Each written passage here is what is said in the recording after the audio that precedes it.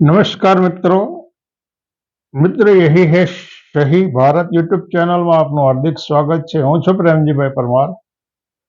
મિત્રો એક આમંત્રણ આવ્યું છે। આમ તો જો કે એને આમંત્રણ ના કહેવાય, આહવાન કહેવાય, પણ હું આમંત્રણ શબ્દ પ્રયોગ એટલા માટે કરું છું કે ઘણા લાંબા સમયથી આવા આહવાન આવ્યા જ કરતા, પરંતુ એ આહવાનની વાત કરીએ પહેલા થોડાક ભૂતકાળમાં જઈને વાત કરવી છે। ભૂતકાળની અંદર રાજા રજવાડાઓ, મોટી જાગીરો, ઉદ્યોગપતિઓમાં ક્યારેક ક્યારેક દુશ્મનોને સીધે સીધા હુમલાથી ખતમ ના કરવાનો હોય, પણ છળ કપટથી ખતમ કરવાનો હોય તો જુદા જુદા કિમિયા અજમાવવામાં આવતા હતા। એટલે ક્યાંક કોઈકને ભોજન માટે બોલાવવામાં આવે અથવા તો અલગ જગ્યાએ ભોજનની આવી પાર્ટીઓ રાખવામાં આવે, મહેફિલ રાખવામાં આવે અને એમાં ચોક્કસ વ્યક્તિને ચોક્કસ વ્યક્તિ દ્વારા અલગ ભોજન અથવા તો અલગ પીણું આપી અને એનું કાસળ કાઢી નાખવામાં આવે। જૂના જમાનામાં 20 કન્યાઓ હતી અને આ 20 કન્યાઓ સાથે સમાગમ કરનાર પુરુષનું અપમૃત્યુ થાય, આવા ભૂતકાળમાં આવી કથાઓ જાણવામાં આવેલી છે।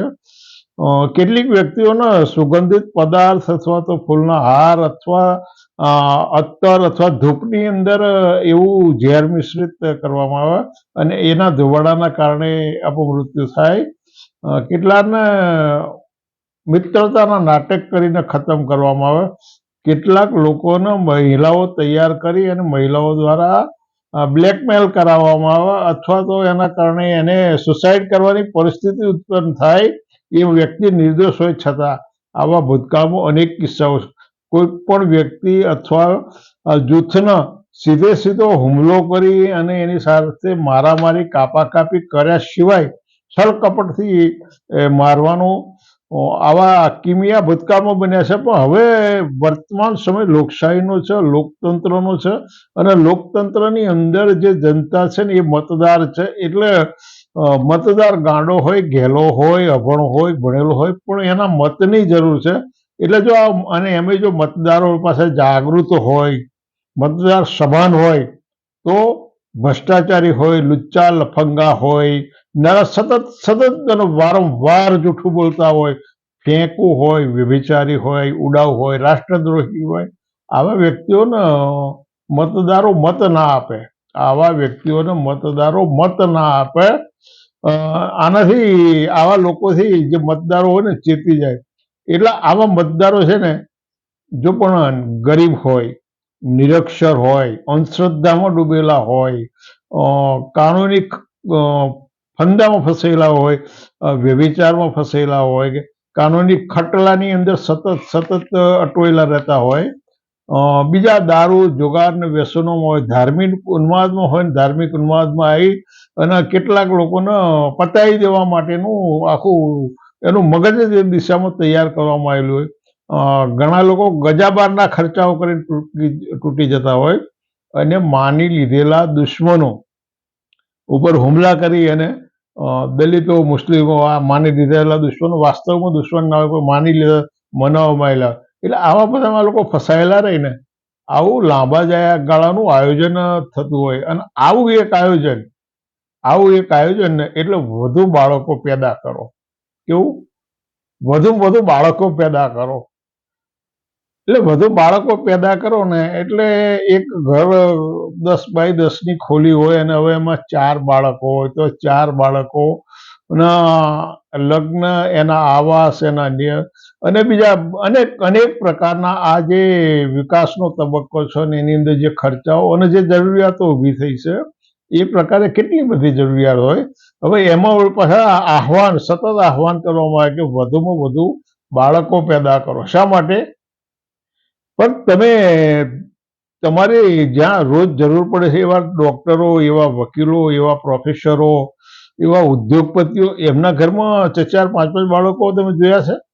કોઈ ડોક્ટર હોય તો એના ઘરમાં 1 કે 2 બાળક હશે, પ્રોફેસર હોય, શિક્ષક હોય, ઉદ્યોગપતિ હોય તો 1 કે 2 બાળકો હશે, બરોબર? ધીરુભાઈ અંબાણીને 2 જ બાળકો હતા અને એમના બાળકો એમને કંઈ 4-4, 5-5 નથી. એવા દરેક જે કોર્પોરેટ ઉદ્યોગ માલિકો છે એના ઘરમાં 5-5 કે 10-10 બાળકો નથી. જોયું તમે? ક્યાંય વધુમાં 1-2 બરોબર. એટલે આવું જે લોકો આહવાન કરી રહ્યા છે ને એ લોકોએ ક્યારેય એવા આહવાન કર્યા કે ભાઈ તમારા બાળકોને વ્યસનથી દૂર રાખો. તમને આવું ક્યારેક કોઈ કહેવામાં આવ્યું? ના, નથી કહેવામાં આવ્યું. તમારા બાળકોને આઈપીએસ બનાવો, આઈએએસ બનાવો, આઈઆરએસ બનાવો, આવું આહવાન કરવામાં આવે છે? આવું આહવાન નથી કરવું. તમારા બાળકો વકીલ જ બનવા જોઈએ, તમારા બાળકો જજ બનવા જોઈએ, તમારા બાળકો ઉદ્યોગપતિ બનવા જોઈએ, મોટા વેપારી બનવા જોઈએ, સર્વિસ પ્રોવાઈડર બનવા જોઈએ, એ ચાર્ટર્ડ એકાઉન્ટન્ટ બનવા જોઈએ, ડોક્ટર બનવા જોઈએ, એન્જિનિયર બનવા જોઈએ, સારા બહુ મોટા ગજાના વકીલ બનવા જોઈએ. આવું તમને ક્યારે કહેવામાં આવે છે? આના માટે તમને આહવાન કરવામાં આવે છે. તમારા બાળકો સારા શિક્ષક બને, સારા પ્રોફેસર બને, તમારા બાળકોને ધાર્મિક ઉન્માદમાં ન ફસાવા દેશો. આવું તમને કહેવામાં, આવું કશું નથી કહેવામાં આવતું. તમારા બાળકોને હિંસાથી દૂર રાખો, વ્યસનોથી દૂર રાખો. તમારા બાળકો સારા નેતા બનવા જોઈએ. તમારા બાળકો માર્ગ અકસ્માતથી દૂર રહે, તમારા બાળકો મોબાઈલથી દૂર રહે. આવું તમને કંઈ આવી કોઈ જેહાદ નથી ચલાવવામાં આવતી. આવું ક્યારે સાંભળ્યું? આવું નથી કહેવામાં આવતું, પણ તમને એમ કહેવામાં આવે છે કે વધુમાં વધુ બાળકો પેદા કરો. શું કહેવામાં આવે છે? અને આવી સાજિશ બહુ ચોક્કસ પ્લાનિંગ સાથે ચાલતી હોય છે. ઘણા બધા લાંબા સમયથી એવું કહેવામાં આવે ભાઈ તમે વધુ બાળકો પેદા. 2005માં KS સુદર્શન એવું કીધું ભાઈ તમે એક બાળક પેદા કરશો તો 120 વર્ષમાં તમારો વંશવેલો ખતમ થઈ જશે, એટલે વધુ બાળકો પેદા કરો. 2005માં આવું કહ્યું હતું. વળી જોડે એવું કહેવામાં આવ્યું કે ભાઈ લખી રાખો, હિન્દુઓ લઘુમતીમાં આવી જશે. તમે બાળકો વધારે પેદા નહીં કરો તો તમે લઘુમતીમાં આવી જશો. 2016માં મોહન ભાગવત એવું કહ્યું કે હિન્દુઓ વધુ બાળકોને જન્મ આપે. 2016માં એમણે કીધું. વળી પાછું એમનો આલાપ તો સતત ચાલુ જ છે. એમણે 2016માં એવું કહ્યું, પછી 2024માં પણ એમ કીધું કે ઓછામાં ઓછા 3 બાળકો પેદા કરો. મોહન ભાગવતે શું કીધું કે ઓછામાં ઓછા 3 બાળકો પેદા કરો. એમણે એક વખત એવું કીધું કે ભાઈ રાષ્ટ્રીય સ્વયંસેવક સંઘ છે એ ભારતને જાપાન બનાવવા માંગતું નથી, એટલે જાપાનની અંદર વૃદ્ધોની સંખ્યા વધી છે, યુવાનોની સંખ્યા ઓછી છે, એવું એમણે કર્યું. એમણે હમણાં જ જાહેર કર્યું છે કે ભાઈ ઓછામાં ઓછા 3 બાળકો તો હોવા જ જોઈએ. હજુ આ ફેબ્રુઆરી મહિનામાં એમણે જાહેર કર્યું કે ભાઈ હિન્દુઓને ઓછામાં ઓછા 3 બાળકો હોવા જોઈએ. મોહન ભાગવતના બાળકો કેટલા? એમણે તમને આવું કહ્યું. જેને બાળકો પેદા નથી કર્યા એ બાળકો, પ્રવીણ તોગડિયાએ 2015માં એમ કીધું કે ભાઈ 4 પત્નીઓ રાખો. કેટલી? હવે અત્યારે તો આ લોકો પેલો પ્રેમ લગ્નનો કાયદો લઈ રહ્યા છે અને જ્યાં સ્ત્રી અને પુરુષ છોકરા છોકરીનો જે રેશિયો છે એની અંદર બહુ મોટો તફાવત છે. લગભગ 70-75 પુરુષોની ઘટ હોવાનો રેશિયો છે. ત્યાં 4 પત્નીઓ. આ ભાઈ ક્યાં ગણતરી? કાં તો એ ભાઈનું મગજ નહોતું એવું લાગે છે તમને? હિન્દુઓમાં સ્ત્રીઓની સરખામણીમાં પુરુષોની સંખ્યા લગભગ 71 જેટલી ઓછી છે. એટલે 1000 સ્ત્રીઓએ 930 જેટલા પુરુષો, એટલે 69, એટલે 71 પુરુષો ઓછા હોય, કન્યા ઓછી હોય, સોરી, કન્યા એટલે દીકરીઓ ઓછી હોય, 1000 પુરુષ હોય અને એની સરખામણીમાં મહિલાઓ દીકરીઓ છે ને 930 હોય, એટલે 70-71 નો ઘટ હોય તો એક વ્યક્તિને 4 પત્નીઓ, એટલે કઈ માટીકારાની બનાવવાની હતી, પ્લાસ્ટરની બનાવવાની હતી કે તૈયાર મૂર્તિઓ મળે છે? કઈ આવું આહવાન કરનારા આ લોકો કંઈક વિચાર કરતા હશે? ના, એ લોકો વધારે વિચાર કરે. કારણ કે જે લોકો અંધશ્રદ્ધામાં ડૂબેલા છે, જે લોકો લાંબો વિચાર નથી કરતા, શિક્ષણથી અલિપ્ત રહ્યા છે, એવા લોકો તો એવું માને કે ભાઈ આપણા નેતાએ કીધું છે ને એટલે પછી ભૂંડ ભક્તોએ આ સ્વીકારી લેવાનું. 4 પત્નીઓ, એટલે 4 પત્નીઓ રાખવી એટલે શબ્દોમાં બોલી જવું. વળી પાછું એમણે તો આગળ વધીને એમ કીધું કે ભાઈ દેશમાં હિન્દુઓ પણ મુસ્લિમો જેટલા જ બાળકો પેદા કરે, મુસ્લિમો 100 બાળકો પેદા કરે ને તો એમણે એમના બાળકોનું જતન કરવાની એમની તૈયારી હશે તો એ કરે છે, પણ તમને આવી સલાહ આ વધારે બાળકો પેદા કરવાની. એક જૈન આચાર્યએ તો પાછું કીધું કે હમ દો હમારે દો સૂત્ર. જૈન આચાર્યના જરા શરમ આવવી જોઈએ, જે ધર્મનું પ્રતિનિધિત્વ કરે છે ને એ વળી પાછા એમ કે ભાઈ હમ દો હમારે દોનું સૂત્ર અપનાવીશું તો એમ કે હિન્દુનું અસ્તિત્વ નહીં રહે. હવે જૈન એ હિન્દુ છે કે શું છે એ પણ એમણે વિચારવું જોઈએ. અને આ વળી પાછા આવું આહવાન કરવા આચાર્ય હેમચંદ્ર સાગર સૂરીએ આવું કહ્યું છે. કોણે? હેમચંદ્ર સાગર સૂરીજીએ આવું આહવાન કરેલું છે કે ભાઈ 2020માં હમ દો હમારે દો સૂત્ર અપનાવીશું ને તો એમ કે હિન્દુઓનું અસ્તિત્વ નહીં રહે. એક ભાઈએ પાછું 5 બાળકો, ભાજપના ભાઈએ ધારાસભ્યએ 5 બાળકોનું આહવાન કર્યું છે. એક ભાઈ તો એમ કહે છે કે ભાઈ એક ધારાસભ્ય એવું કીધું કે 50 પત્નીઓ અને 1000 બાળકો રાખવાની પરમ સલાહ એમ કે ઇસ્લામ આપે છે. ઇસ્લામમાં 1000 બાળકો રાખવાની ને 1000 પત્નીઓ, પણ એ એમનો વિષય છે. તમને આ ઊંધા રસ્તે શા માટે ચલાવવામાં છે? ઇસ્લામની અંદર આખી વસ્તુ જુદી છે અને ઇસ્લામમાં જે કહ્યું છે એ તમારે સ્વીકાર્ય આવું શા માટે છે? તમને એની સાથે ક્યારેય એવી જિહાદ નથી ચલાવવામાં આવતી કે વધુમાં વધુ ભણો, વધુમાં વધુ તમારા બાળકો શિક્ષિત થવા જોઈએ, વ્યસન મુક્ત થવા જોઈએ. શિવસેનાએ તો પાછું 10 સંતાનો પેદા કરો તો 21,000નું ઇનામ. કેટલા? હવે 21,000માં તો બાઇક પણ નથી આવતું, 21,000માં મોબાઈલ નથી આવતો, 21,000માં સારી સાયકલ નથી આવતી. અને આ ભાઈએ પાછા 2014માં શિવસેનાએ જાહેર કર્યું, 2014માં શિવસેનાએ જાહેર કર્યું કે ભાઈ 10 બાળકો પેદા કરે તો હિન્દુ દંપતીને 21,000 રૂપિયાનું ઇનામ આપીશું. પેલા એક શંકરાચાર્ય વાસુદેવે એવું જાહેર કર્યું કે હિન્દુઓ 10 બાળકો પેદા કરે. આ ભાઈના કેટલા બાળકો છે? આ જે વાસુદેવ શંકરાચાર્ય છે એના કેટલા બાળકો, એની કેટલી પત્નીઓ છે? આ ભાઈએ એ તો આવું જાહેર કરતા જ નથી. પેલો જેની નામ પાછળ સાધ્વી શબ્દ લાગ્યો છે એ પ્રાચીએ વળી પાછું એવું કર્યું કે ભાઈ હિન્દુઓ 4 સંતાન પેદા કરે. કેટલા? 40 ગલુડિયા અને 4 સંતાનો પેદા કરે. પણ જે લોકો આવું આહવાન કરતા હોય ને એમણે આ સાધ્વી પ્રાચીએ પોતાના બાળકોના નામ પણ જાહેર કરવા જોઈએ ને કે એમના બાળકો કેટલા છે. પોતાના બાળકો કેટલા છે, પોતે કેટલા બાળકો પેદા કર્યા. પેલા સ્વામી પ્રબોધાનંદ તો પાછા હિન્દુઓને 8 બાળકો પેદા કરવાની સલાહ આપી છે. કેવી? અને પેલા મહાન બુદ્ધિશાળી યોગી આદિત્યનાથે તો શું કહ્યું? આ લોકોની બુદ્ધિ તો સાલું ખરેખર નાસા વાળાને ક્ષણે ક્ષણે આમની સલાહ લેવી જોઈએ. યોગી આદિત્યનાથે એવું કીધું કે ભાઈ હિન્દુઓની વસ્તી વધારવા માટે આ લોકોને જેલમાં પૂરી દો. એટલે સાલું આ રીતે અહીંયા તો આટલી બધી છૂટથી વાત થઈ શકે એમ નથી, પણ શું સમજી વિચારીને લોકો બોલતા. જેલમાં પૂરો એટલે બાળકો વધારે પેદા થઈ શકે. આમાં નીતિમત્તા ક્યાંય આમની પાસે આવે છે કે કેમ? જ્યોતિમઠના શંકરાચાર્ય તો પાછું એવું કીધું કે ભાઈ હિન્દુઓ 10 બાળકોને જન્મ આપો અને ભગવાન એમનો ઉછેર કરશે. તો આ ભાઈના બાળકો કેટલા?